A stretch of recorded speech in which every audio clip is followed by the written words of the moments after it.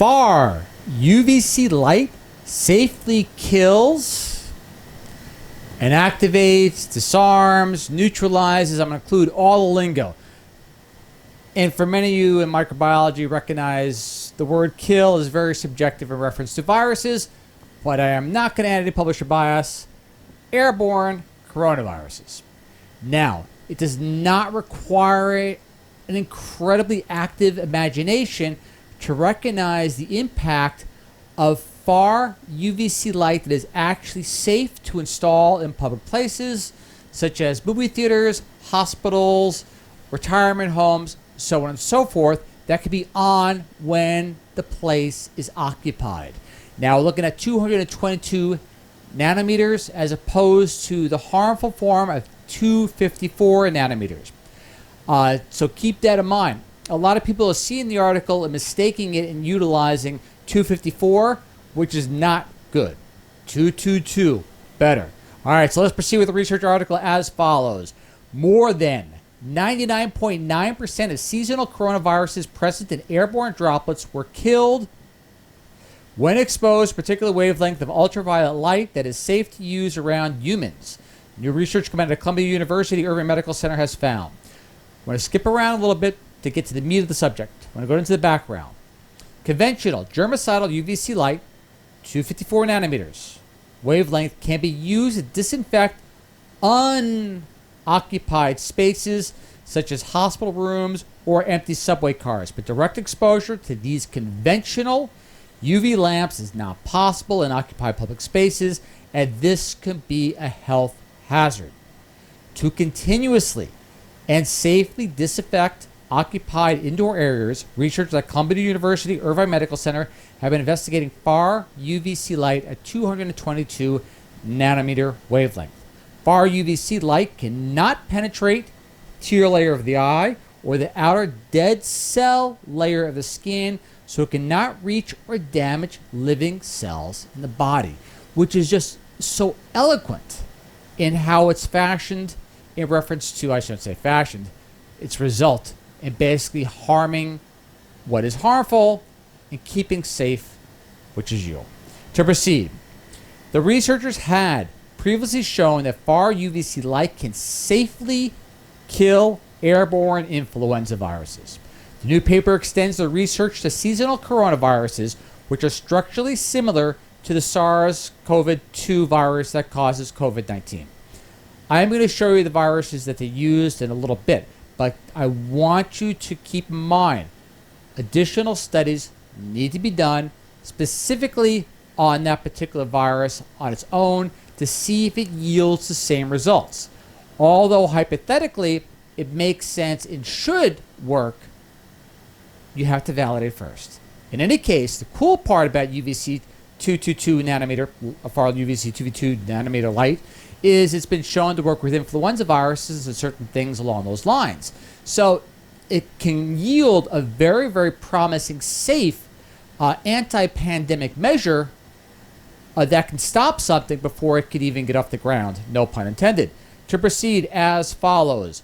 As all human coronaviruses have similar genomic size, a key determinant of radiation sensitivity, it is likely that far UVC light will show comparable inactivation efficiency.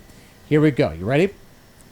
The researchers found that more than 99.9% of the exposed virus had been killed by this very low exposure to far UVC light.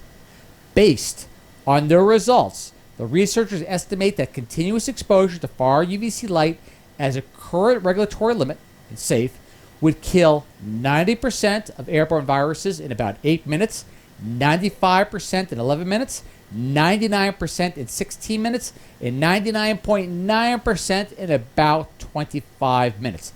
Again, utilizing the word kill, subjective. All right, now I want to go back to the full study. Here we go. As to reiterate, as all human coronaviruses have similar genomic size, a key determinant of radiation sensitivity, it is likely that far UVC light will show comparable inactivation efficiency. And if you look at the chart, you utilize, or see, I should say, the viruses that they used of comparable, of nature. Now to conclude.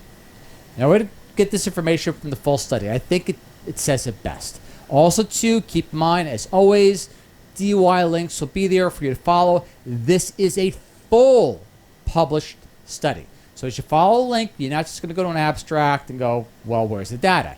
It is all there, very nicely done. And you always appreciate full studies being published.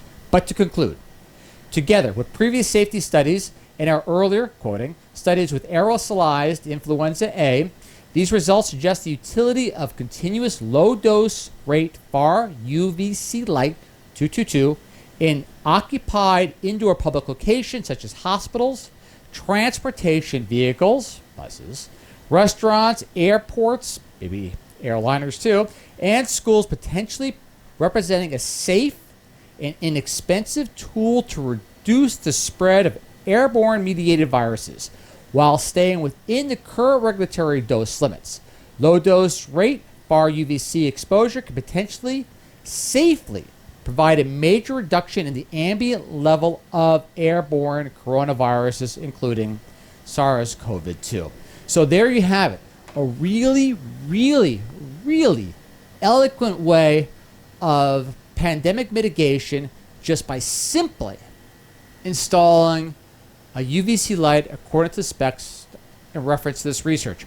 A 222, one that cannot penetrate dead skin cell levels or the tears of the eyes, I should say, itself.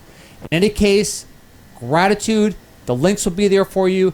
This is really, if you look at it overall, and again, without an active imagination, you could see restaurants, so on and so forth, the potential plethora of basically mitigation impact that you could simply do by installing the right wavelength light bulb. If it pans out to work with the current virus of the day, wow, what an incredible, incredible discovery this is. I expected it to be in the news, but somehow it must have got passed over. Again, Ralph Giordano signing off. Gratitude. I hope you find this information of use.